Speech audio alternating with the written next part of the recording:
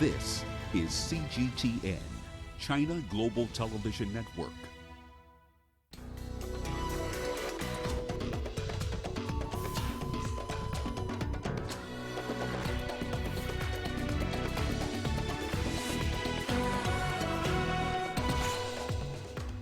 The World Health Organization raises concerns over funding shortfalls for an effective coronavirus pandemic response. Fears of an ecological disaster amid frantic efforts to clean up coastlines in Mauritius after a major oil spill. And in our continuing series, Made in Africa, we explore the intricate skills of carpet makers in Egypt. Hello and welcome to Africa Live on CGTN. I'm Lindy Mtongana in Nairobi. And with me in studio is Penina Karibe with a preview of your business news. Thank you, Lindy. And coming up on Africa Live Business tonight. State oil giant Saudi Aramco's profit plunges by 73% in the second quarter of this year. And Uganda keeps its benchmark lending rate at 7% as the economy recovers from the effects of the pandemic. I'll have details of those stories and plenty more in just a bit. For now, it's back to you, Lindy. Thanks, Penina. Well, we start the hour with some worrying news coming out of the World Health Organization.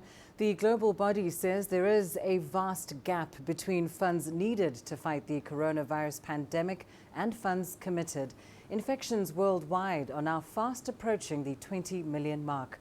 Chaumgono has more. 8 months after the first coronavirus case was officially announced, the virus has now spread to more than 210 countries and regions. This week we will reach 20 million registered cases of COVID-19 and 750,000 deaths. Behind these statistics, there is a great deal of pain and suffering. Every life lost matters.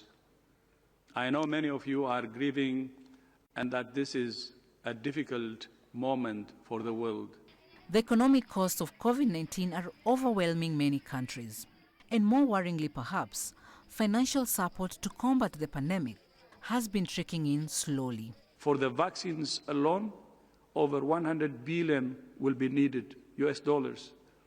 This sounds like a lot of money, and it is.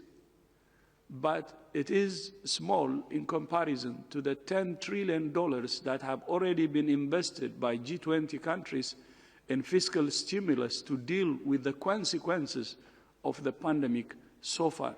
To try and flatten the infection curve or win against the coronavirus pandemic, the WHO chief has one message. Suppress, suppress, suppress the virus. If we suppress the virus effectively, we can safely open up societies. We have to fundamentally scale up the way we're financing the ACT Accelerator and prioritize the use of new tools. ACT, or the Access to COVID-19 Tools Accelerator, is a global effort. The initiative aims at accelerating development and equitable access to COVID-19 tests, treatments, and vaccines. But the WHO says it has only reached 10% of the way to funding the billions required to realize the promise of the ACT Accelerator. Chaumgono, CGTN. Well, staying with this story, Namibia is looking to fish for a funding solution. According to Reuters news agency, the Namibian government plans to auction its 60% share of the country's annual horse, mackerel and hake output for the very first time to raise funds for its coronavirus response costs. For more on this, let's now go to Johannesburg, where Angelo Coppola is standing by. Angelo, just tell us how exactly this planned auction of fish products may help Namibia address its funding shortfalls in tackling COVID-19. Well, Lindy, just a little bit of context quickly. These quotas that are also at the heart of the so-called fish rot scandal, which took place and saw politicians and businessmen accused of receiving some $7.75 million in bribes from an Icelandic fishing company. And that story broke in September last year. So this is the first time that an auction of the state's portion of that fishing quota is actually happening. If it's successful, and it's transparent, the money raised from the auctions, when we're not sure what that figure is just yet, will be used to buy medicines and medical equipment for the country's fight against the pandemic. You'll of course remember that because the country doesn't actually produce either those medical supplies or the medical equipment, it has to buy what it needs and it has to import it. And that means it's got to use foreign currency. You can there read the US dollar. We do understand though that the auction process and those payments are going to be carefully audited and monitored, and that's to avoid any hint of any kind of a dodgy deal. And there was some other news that was also happening at the same time. It appears that the authorities in Namibia have also approached the IMF for a $254 million loan. We reached out to the IMF late this afternoon, but they haven't confirmed whether that loan request has been granted or not. Lindy? And Angelo, let's turn to South Africa now. What are some of the funding requirements and challenges there as the country continues to bear the burden of the highest COVID-19 caseload on the continent? Well, look, the key challenge, of course, is that South Africa had been in a recession just several months before the actual hard lockdown that happened at the end of March. And then, for good measure, of course, the South African authorities thought it would be a good idea to actually ban the sale of cigarettes and alcohol, and of course then lose all the excise duties and the value-added tax. And that's to the tune of around $2 million a day just on cigarette sales alone. That hard lockdown meant, of course, that the economy came to a grinding halt, although it really was in pause mode anyway, and only started opening or reopening for business in around July, beginning of July, except of course for tourism, the cigarettes and the alcohol sector. Ironically though, the $4.3 billion loan that the country received from the IMF covers that lost tax revenue only. The government of course needs money for its social support systems that it's got in place that looks after and compensates people who are at risk, and it's also there to support some of the businesses that are in distress at the moment. There's also talk, of course, of a universal minimum social grant, and then we know that the country's minibus taxi network operators are also in line to receive around $76 million in grants and support. On the downside though, the country's restaurant sector isn't getting any support at all from the government. And meanwhile, along with that IMF loan, we understand that the government is going to look and has promised to look at its huge budget deficit. And if it meets those requirements, the country may well be on the road back to economic recovery. So there is a bit of a silver lining if the government does focus on that big deficit and deal with some of those issues that it's facing to get it back on track again. Lindy? Angelo Coppola, thank you so much. Joining us there live from Johannesburg.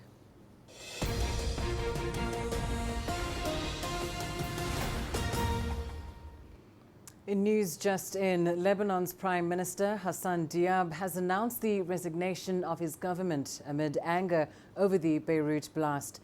In his televised address to the nation, he said the corruption of the system is bigger than the state. Tensions have been boiling over in Lebanon following that massive explosion last Tuesday that tore through the capital, Beirut. Several high-level ministers have already resigned. The Information and Environment Minister stepped down on Sunday, and the Justice Minister stepped down on Monday. On the second day of anti-government demonstrations, police fired tear gas to try and disperse rock-throwing protesters blocking a road near Parliament. Protests began on Sunday. Right, turning to news in Kenya now, bars, restaurants and other entertainment spots are struggling due to the coronavirus. Thousands of restaurants have been forced to close, and for those still operating, business is getting harder. Last month, Kenyan President Uhuru Kenyatta banned the sale of alcohol in public spaces as part of efforts to contain the further spread of COVID-19. Restaurant owners say the move has affected the viability of the food and beverage industry. Inti, located in the Kenyan capital Nairobi, was once a vibrant and busy restaurant. It's one of many under the food library groups of restaurants. But today, anti-pandemic measures have led to empty seats. Social distancing rules have also reduced the number of customers allowed to dine in. It's a major hit.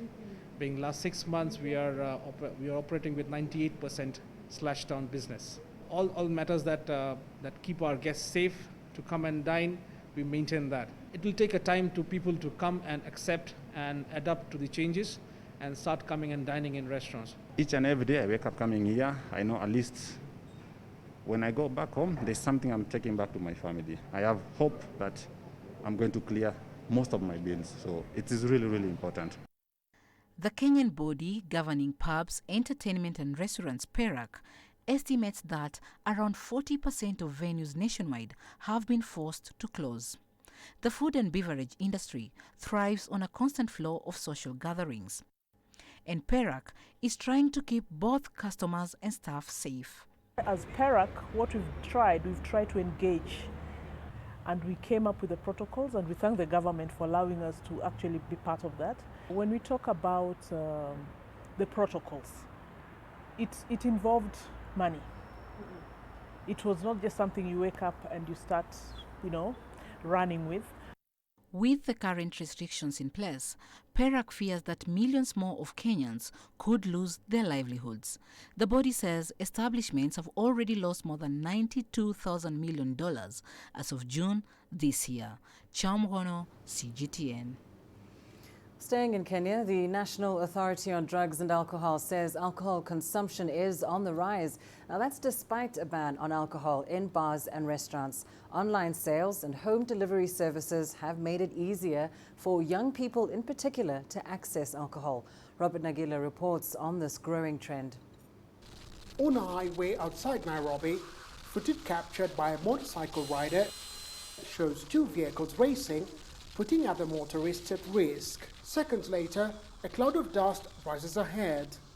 As they approach the scene, they discover the two vehicles have crashed. Is everyone okay? The biker asks. We're fine, this lady responds. Then a young man with a bottle of whiskey in one hand and a paper cap in another emerges from one of the vehicles. He appears intoxicated. According to Movendi International, an advocacy group, more and more people in Kenya are turning to alcohol to pass time and have started to use it to cope with the stresses of the pandemic and being in isolation. Since the closure of bars as part of containment measures by the government to control the spread of COVID-19, there's been a surge in online alcohol sales. Experts say online alcohol sales has made it easier for young people to access alcohol. The National Authority Against Alcohol and Drug Abuse, NACADA, says containment measures have brought an unprecedented increase in alcohol intake at home, exposing children. At the Wonder Peace Rehab Center in Kiambu County, the center's manager says they are bracing for a crisis. They have not closed down the wines and spirits or the takeaways. People are taking away alcohol, drinking at home. The center says it's witnessed an increase in the number of people seeking help. The rate of admissions are very high compared to the cases before Corona.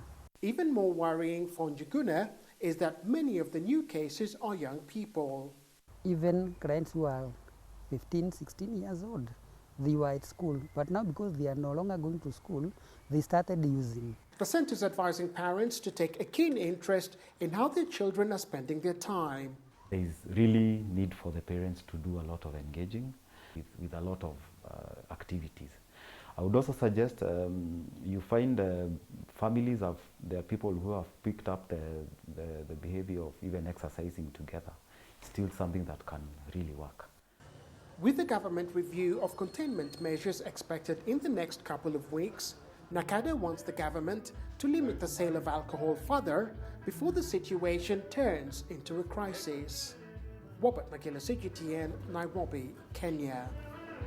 France's counter-terrorism prosecutor says it has opened a murder investigation after gunmen killed 6 French aid workers in a wildlife park in Niger on Sunday. French and Nigerian soldiers have searched the Kure Giraffe Reserve and the surrounding area for traces of the gunmen who also killed a local guide and a driver. Tuli Shabalala has that story.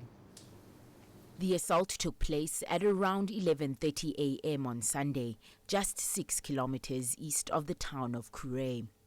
The Kure Giraffe Reserve, southeast of Niamey, is a popular attraction in Niger. Officials say the gunmen arrived on motorcycles and opened fire. Most of the victims were French citizens. Niger's defense officials say the French nationals worked for ACTED, an international aid group. It is not yet clear who was behind the attack, but jihadist groups have become increasingly active in Niger. The French government has advised against travel to large parts of the West African country.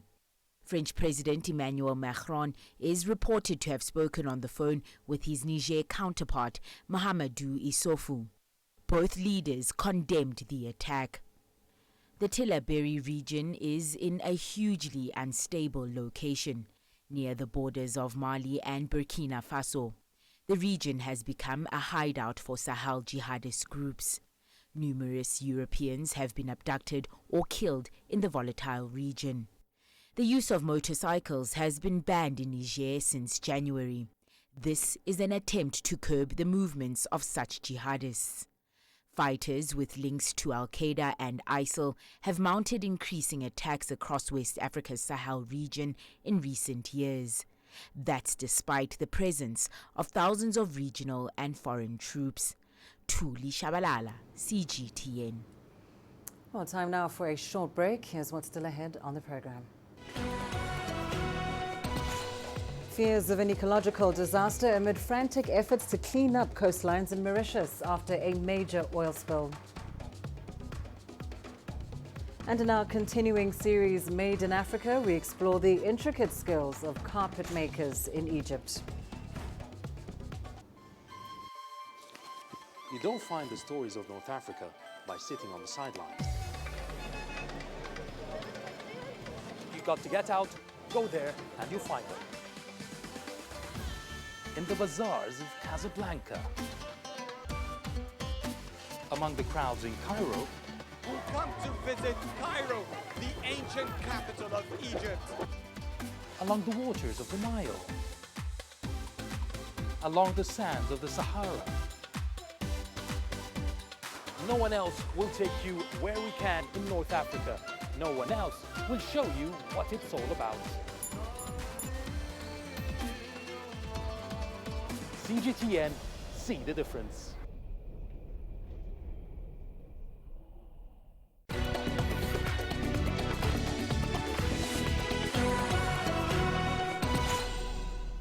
In Mauritius, thousands of residents, students and environmental activists have been racing to contain an oil spill. The spill off the island nation is from a Japanese ship that ran aground on a coral reef. Officials estimate that 1,000 tons of oil from the ship's cargo has escaped into the Indian Ocean. Satellite images show a dark slick of oil spreading near wetlands that the government calls very sensitive. Efforts by ship workers to try and stop any more oil from leaking are reported to have been hampered by winds and rough seas. Officials in Mauritius have reported new cracks to the ship's hull. Meanwhile, wildlife workers and volunteers have been trying to save animals and rare plant species. They have relocated dozens of baby tortoise to the mainland. Our correspondent Leo Feifei has more about cleanup efforts in Mauritius. What has happened in the past 3 days is that there's been a massive mobilization on the part of the Mauritian people. They have really come together in the midst of waiting for effective government response. What the people have done is they've created these booms made out of sugarcane, both the sugarcane leaves, which fortuitously it's sugarcane season, so they had a lot of leaves, but also the actual cane that's been dried. They take these dried sugarcane and they have been stitching them together, needle point by needle point, one stitch at a time by hand, using 6-inch needles to create these homemade booms, which you can probably see in the background. They have dispatched to tens of kilometers of the coastline. The purpose for this is twofold. Firstly, you don't want the oil spill to move further into the ocean to degrade the natural biodiversity. Secondly, and probably even more pressing, you certainly do not want the oil spillage to be reaching the shores where people fish, into the sands and the mangroves, where endemic wildlife have been thriving for thousands of years. So this is a race against time to contain the spillage. The government of Mauritius, through the Prime Minister, Mr. Praveen Jugnauth, has reached out to the French president, Mr. Macron, to ask for assistance in light of this catastrophic disaster. And from what I understand, as of yesterday, Mr. Macron has dispatched military personnel from Reunion Island, which is a French island that is very close to Mauritius. And they have, in fact, landed on the island. Now, I am here on site, very close to the sunken ship. And what I've seen here today so far is still the volunteers working here, trying to contain the spillage. Everyone here is waiting for the government experts to arrive and take other necessary measures. Zimbabwe is looking to boost its economy by revamping its mining sector. It's allowed some foreign miners back into the country after reviewing its national policy. President Emmerson Mnangagwa recently led top government officials in an inspection of the facilities of a Chinese mining firm. Zimbabwe is rich in mineral resources including diamond, platinum, gold and chrome. And President Emmerson Mnangagwa sees the mineral sector as the main driver for reviving the country's struggling economy. The world over, the diamond mining industry is one of the thriving industries with great potential to grow and sustain livelihoods. The subsector contributes a significant percentage to export earnings and foreign direct investment. President Mnangagwa says he has laid out favorable terms for those investing in the country. Upon the ushering in of the Second Republic, we decided to allow our traditional friends to come back and continue mining in the diamond sector. This is the People's Republic of China, as represented by AFEC, who joined up the Minister of Defense to form Anjin, and AROSA of the Russian Federation.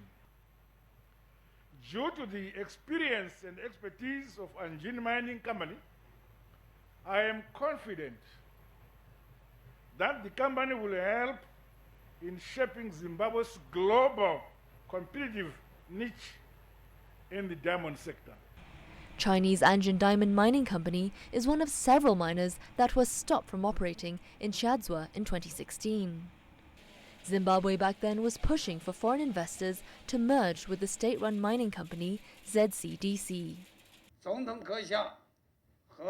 Your Excellency the President and the Vice President care about the health of employees from both China and Zimbabwe. We feel honored and we will never disappoint your hopes. We will continue to invest and continue to increase our efforts. I will invest all the money we earned from more than a dozen companies of ours in other countries in Africa into Zimbabwe. Before it halted operations in 2016, the Chinese miner had contributed about $200 million to Zimbabwe's economy. Zimbabwe hopes its return will help create more jobs and opportunities for its people. Daniela Pearson, CGTN.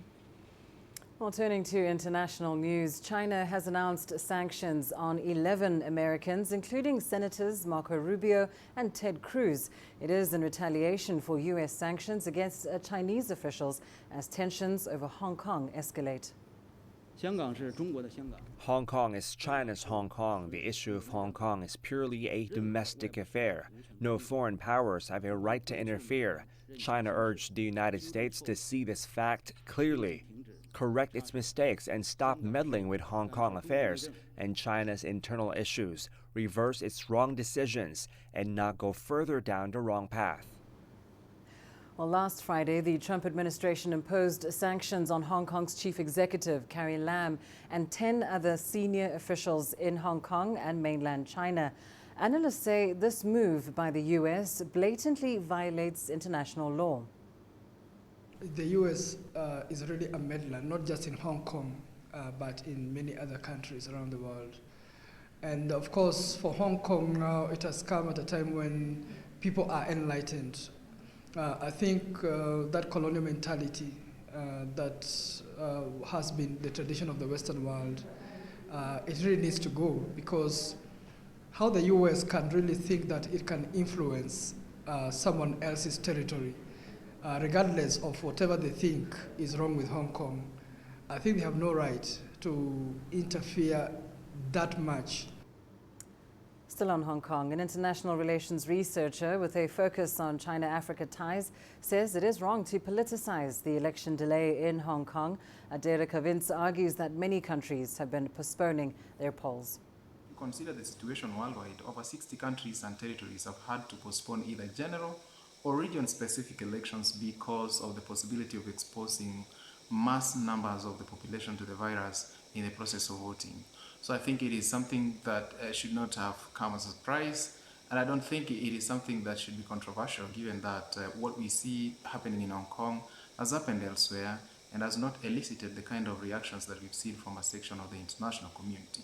I think the Hong Kong government have the first responsibility of protecting lives of the citizens, and that has been manifested in the delay of these elections. There is no need to expose mass populations to the pandemic when we know from evidence that cases of the virus have been rising in Hong Kong. Turkey and Greece have been at odds over gas exploration rights in the eastern Mediterranean. Tension is likely to rise as Ankara this morning made an announcement regarding its latest move in the area. Michael Bardavid has the details. On Monday morning, Turkey issued a maritime advisory known as NAVTEX, announcing that a Turkish ship will start carrying out a seismic survey in the eastern Mediterranean. According to Turkey's Energy Minister Fatih Dönmez, the Turkish ship named Oruç Reis has left the port of Antalya this morning and has reached the area where it will carry out its gas exploration mission near the Greek island of Castellorizo until August 23rd. Turkey had previously issued a survey for the same region in July, triggering tension with Greece. But Ankara had decided to suspend the mission following an intervention by Germany. On Sunday, Turkey's presidential spokesman Ibrahim Kalın stated that Ankara and Berlin had been in discussion to resolve the issue, but halted talks following an unexpected move by Athens. Last Thursday, Greece and Egypt signed a maritime agreement designating an exclusive economic zone between them. Ankara has called the agreement null and void. Turkey has a similar agreement with Libya, which has received reactions from Greece. Kalın has stated Greece's actions aim to exclude Turkey from eastern Mediterranean and limit the country's efforts to the Gulf of Antalya. The move is likely going to increase tension between the two NATO allies. However, both sides have stressed they are open to dialogue. Michael Bardavid, CGTN in Istanbul. Well, returning now to our top story, let's just recap that latest development. Lebanon's Prime Minister Hassan Diab has announced the resignation of his government amid anger over the Beirut blast. In his televised address to the nation, he said the corruption of the system is bigger than the state. Tensions have been boiling over in Lebanon following a massive explosion last Tuesday that tore through the capital. Several high-level ministers have already resigned. The Information and Environment Minister stepped down on Sunday. The Justice Minister stepped down on Monday. Meanwhile, anti-government demonstrations have continued. Police have been firing tear gas to try and disperse rock-throwing protesters who blocked a road near Parliament in Beirut on Sunday. Nassim Abi Abd's livelihood depended on the car he drives as a taxi.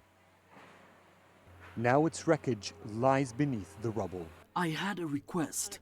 I packed my car waiting for a client. I stepped out of the car to stand in the shade. Moments later, the explosion happened. I was blown away and the building collapsed over my vehicle. I could have died.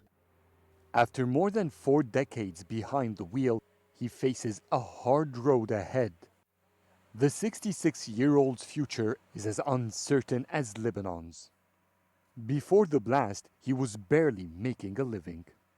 I earned enough to feed my spouse and myself. I don't have any other expenses. I've lived through the war and I was displaced many times. I've lost 5 houses in 6 years. Nasim's wife is thankful her husband survived, but worried about what happens next.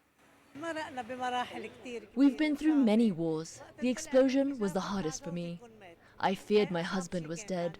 That's the most painful feeling I've ever had. Our car was destroyed. It's our only source of income. I have no idea how we can get another one. I'm very concerned. Whenever we take a step forward, we're pushed 10 steps back. We can't get on our feet. I don't have insurance. I don't have a pension. They say the High Relief Council will help us. If not, I must buy another car. I'll try to get a loan if I can, but probably because of my age, I won't be eligible. If I get sick, I don't have money to see a doctor. Nasim knows he's fortunate to have survived as the death toll continues to rise. Adel Mahroui, CGTN, Beirut, Lebanon. Well, let's now go to Panina for your latest business news. Thank you, Lindy. Coming up on Africa Live Business. State-owned giant Saudi Aramco's profit plunges by 73% in the second quarter of this year. And Uganda keeps its benchmark lending rate at 7% as the economy recovers from the effects of the pandemic. Africa is the nexus of enterprise, and global business will tell you why it matters. From the mega investment projects to multi-billion-dollar mergers and acquisitions. Africa today collects, just in terms of revenues from taxes alone, $545 billion a year. If you take 10% of that and you devote it to the energy sector, problem solved. All this on Global Business, weekdays at this time on CGTN.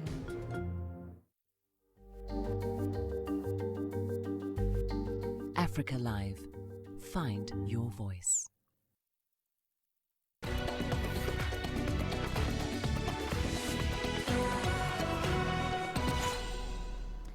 State-owned giant Saudi Aramco has reported a 73.4% fall in the second quarter net profit.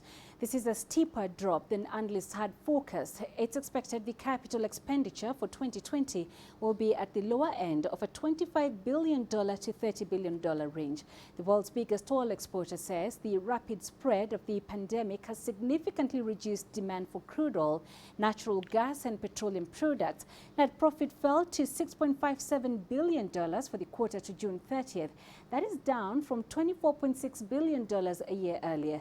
Analysts had expected a net profit of $8.3 billion in the second quarter.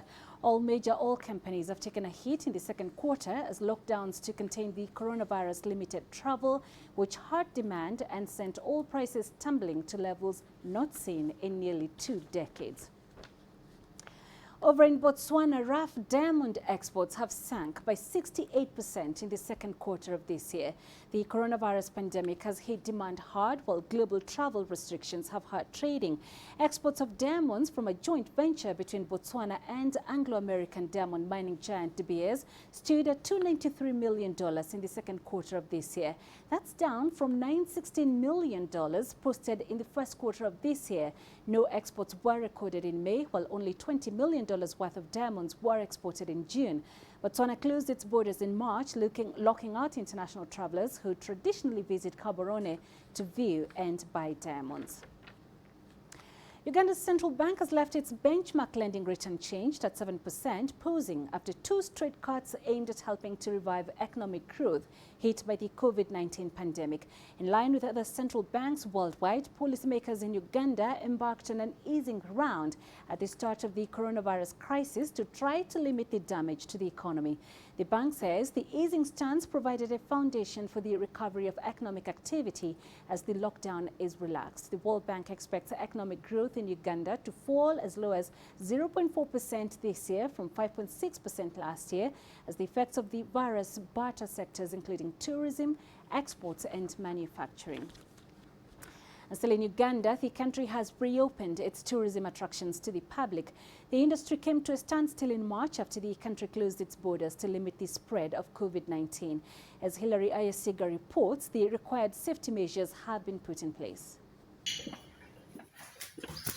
These are the new attractions at the Uganda Wildlife Center. This breed of tigers was imported from South Africa before the outbreak of COVID-19.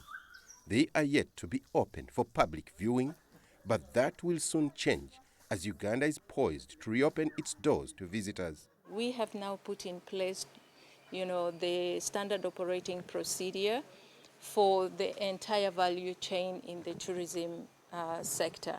If you're a photographer, you're a driver, you're a tour guide, you're a travel agency, you're a tour operator, you're accommodation owner, restaurant, we have the SOP for all these. So that is the confidence we have that we are now all set to restart tourism in Uganda.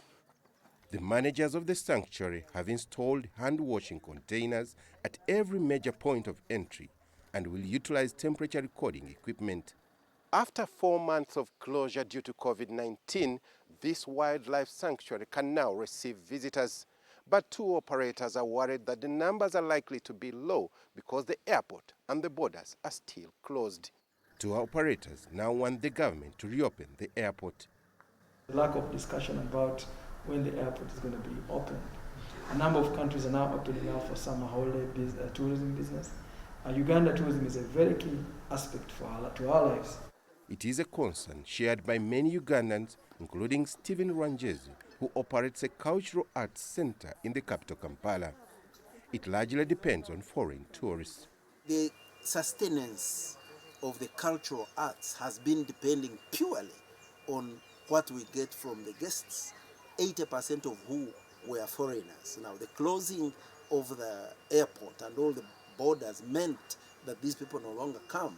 The closing of the shows have killed all, and I mean all, the revenue.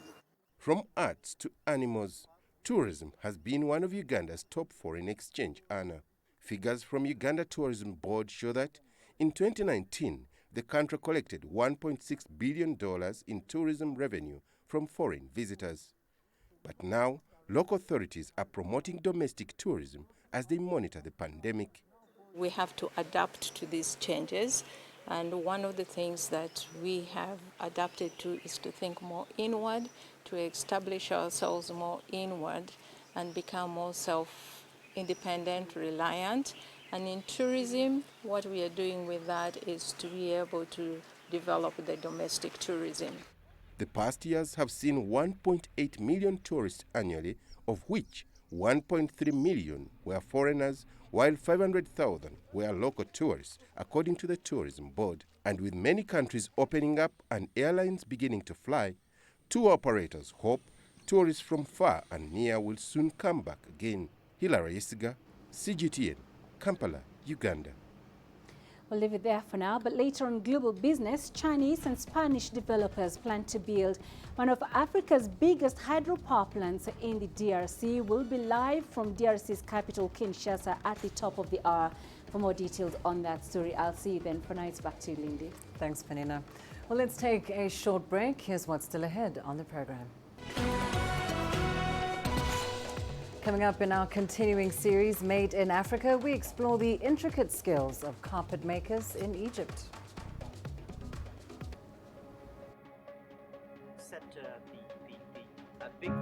First trip to Africa, my impressions are, wow, it's a land full of hope. In Africa, there are so many young people who could be entrepreneurs. They believe what they're doing and they want to make this thing big. So what if we have Africa Bill Gates? Africa Jack Ma, I realized that I have to do something.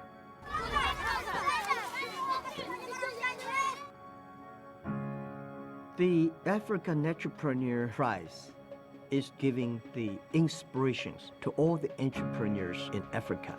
I think we should make them heroes. If the heroes succeed, a lot of people want to be heroes. They can start their dream and change the continent.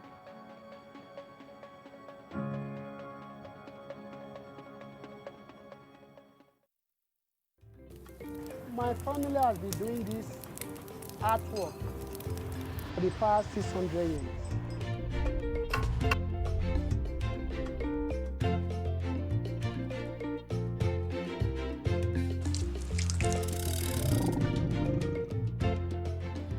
My dream is to be a leading player in Africa in spice sector.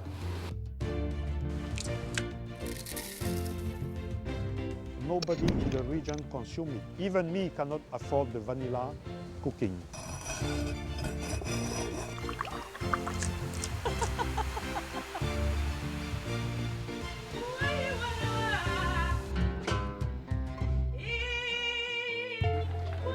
What we've created here is the elegance, the color, the celebration of life. In today's installment of our Made in Africa series, we go to Egypt. On the outskirts of the capital Cairo, in a village called Harania, a beautiful experiment began decades ago. In 1952, an Egyptian architect, Ramses Wissa Wassef, believed in the natural artistic talent of children and wanted to dig deeper into how to trigger their creativity. The result was a unique experiment in tapestry weaving. It has produced extraordinary works from a regular Egyptian village. These tapestries have been collected by museums and galleries across the world. The Ramses Wissa Wassef Art Center is now a place that has empowered Egyptian villagers. They've earned income and had a chance to tour the world.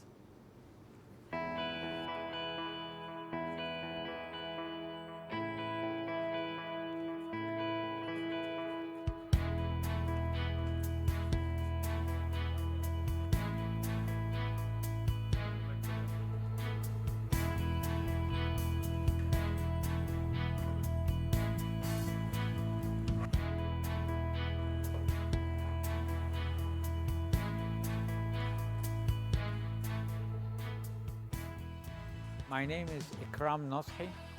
I am the director of the Ramses Wissa Wassef Art Center. Ramses Wissa Wassef wanted to prove his idea in creativity with the children, so he chose an ordinary Egyptian village which had no arts or crafts whatsoever, and invited children from the age of 11 to come and weave. It is sometimes strange for people to understand why an architect will choose weaving to experiment or to demonstrate his experiment, because weaving is a very slow craft. It is challenging to the children. When they will finish the small piece of weaving or tapestry they have in front of them, they will have a great sense of achievement. We have 3 rules. The first rule is we don't show children any drawings to copy. We don't discuss or show them any other forms of art. The final and third rule was we don't criticize the children. Ramses Wissa Wassef was a professor of history of architecture and history of art. He understood very well the importance for any craft or art to survive, that you must have the basic tools and the basic raw materials which you need. So the wool is Egyptian local sheep wool. The warp is made of Egyptian cotton, which is the background of the tapestry. Remains the color. The color is the most important thing. He knew that through history, natural vegetable plants were always used. They existed in Egypt, they existed in the Middle East. Many of them, they have disappeared. And he reintroduced them again in our garden here. So now we plant our own dyes. The first recognition to the art center started in 1958, when we were invited to the first international exhibition in Basel in Switzerland. From that year, the outside world knew about the special school of weaving Ramses Wissa Wassef started. We've been invited since to museums and exhibitions all over the world. What is special about our tapestry is that each one of these works is one of a kind. That means we don't have a design the artist or the weaver copy from. They choose their own tapestry one by one. And of course, the beauty of the natural vegetable dyes which we color all our wool with. This is really what makes our tapestries stand out. One of a kind and the natural colors. This work has changed the life of the children who started here. They are no longer children. They started when they were 11, now they are 40 to 55 years of age. This is the only way they make their living. They take about 40% of the final sale of the tapestries. Between 25 to 30 goes to the material itself, the wool and the colors and everything. And between 25 to 30%, this is what the art center receives from the sale of these tapestries. So it has transformed their life. They live in better conditions, and they travel all around the world.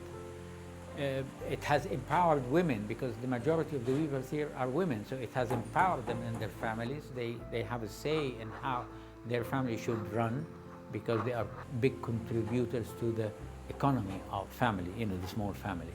But I don't know how it affects Egypt as a whole, but it's it's a good window for beautiful, creative handcraft.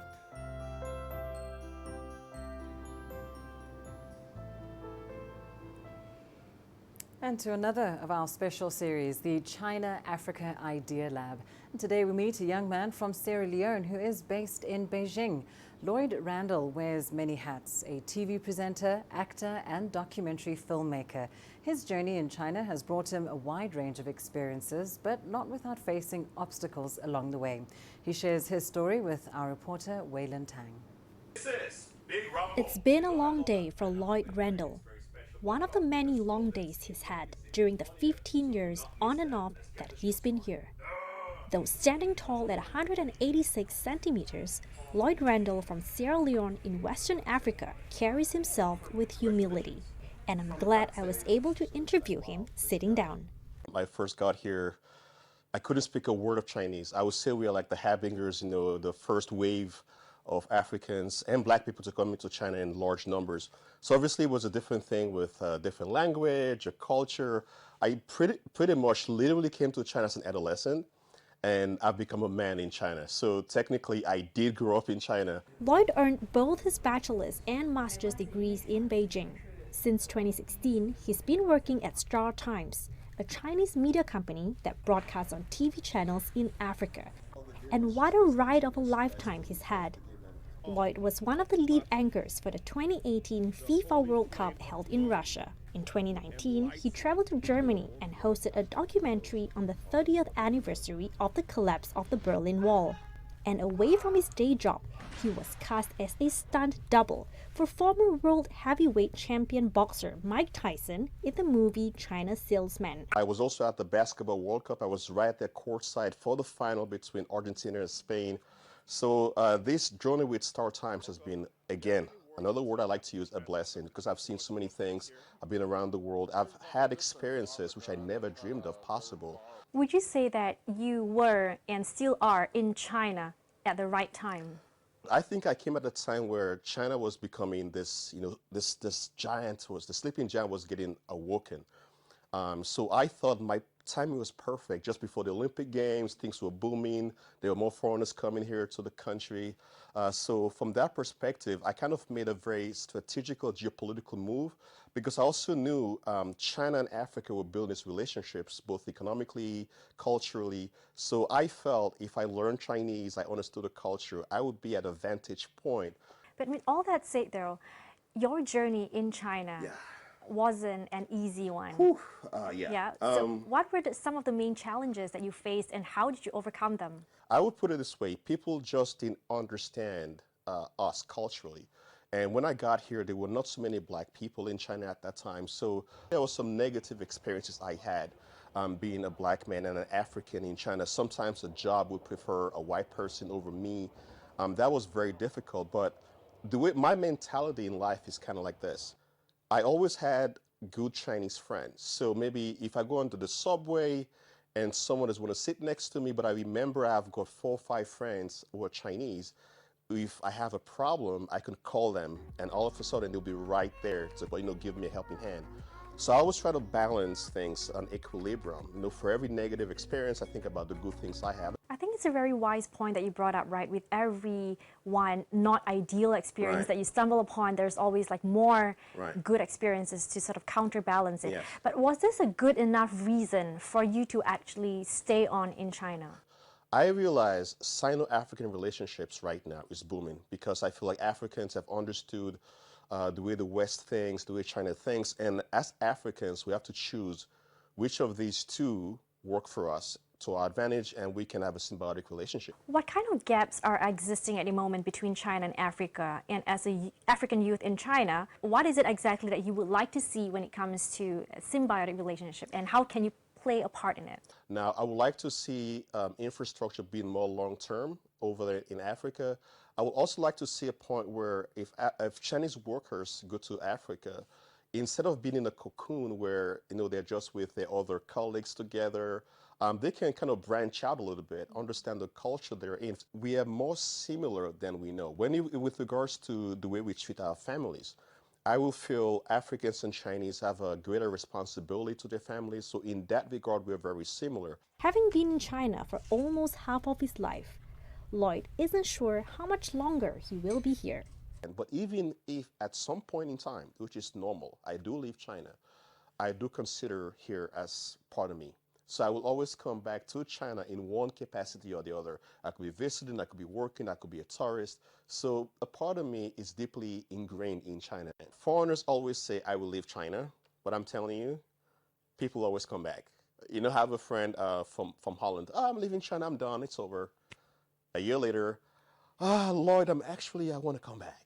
So because the pull factor is yes. just so strong. Yes. So you can never say never. Wei Lin Tang, CGTN, Beijing. Well, here's what else you can expect from the China-Africa Idea Lab. CGTN think tank will host a China-Africa forum with the theme Discover a Different Africa. We'll also cover the finals of the Public Benefits International Challenge for Youth, a competition where young people collaborate on solutions to Africa's most pressing problems. Catch the live stream on Saturday from 0600 GMT on all our new media platforms.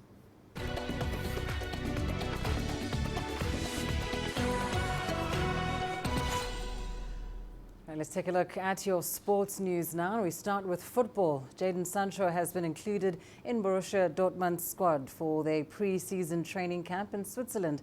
This despite continued interest from Manchester United. The England international was with his teammates on Monday.